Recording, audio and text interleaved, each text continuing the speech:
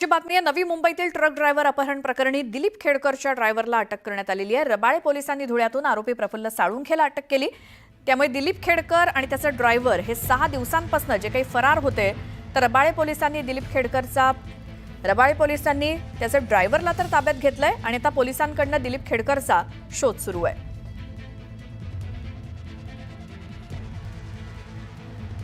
तर truck driver अपहरण प्रकरणी दिलीप खेडकर आणि त्याचा ड्रायव्हर गेल्या 6 दिवसांपासून फरार आहेत। त्यापैकी रबाळे पोलिसांनी त्याचा ड्रायव्हर प्रफुल्ल साळुंखेला अटक केली आहे। रबाळे पोलिसांनी धुळ्यामधनं आरोपी प्रफुल्ल साळुंखेला अटक केली असून दिलीप खेडकर याचा सध्या शोध सुरू आहे। या संदर्भात माहिती घेऊयात आमचे प्रतिनिधी विनय म्हात्रे यांच्याकडनं। विनय, या प्रकरणातले काय अपडेट द्याल? नक्कीच आपण पाहिलं की गेल्या 6 दिवसापासून दिलीप खेडकर यांचा जो अंगरक्षक आहे प्रफुल्ल साळुंखे आणि ड्रायव्हर हे फरार होते। पोलीस त्यांच्यासाठी 4 पथकं तयार करण्यात आले होते। वेगवेगळ्या दिशेने 4 पथकं त्यांना शोधण्यासाठी गेले होते।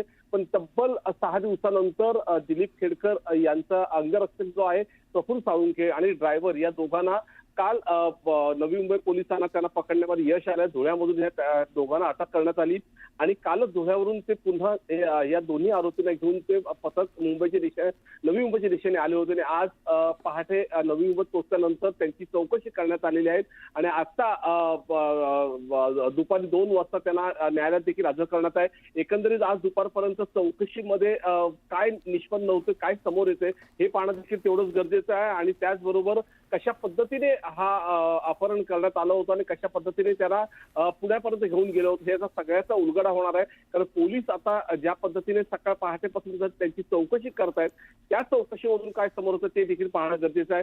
थोड्याच वेळात आता पत्रकार परिषद सुरू होणार आहे। यामध्ये डीसीपी पंकज दहाने हे देखील अधिक माहिती यामध्ये मीडियासमोर देणार। त्यामुळे गेल्या 6 दिवसापासून फरार असलेले 2 आरोपी तरी आतापर्यंत पोलिसांच्या जाळ्यात अडकलेले आहेत। बिलकुल विनय, धन्यवाद माहितीसाठी।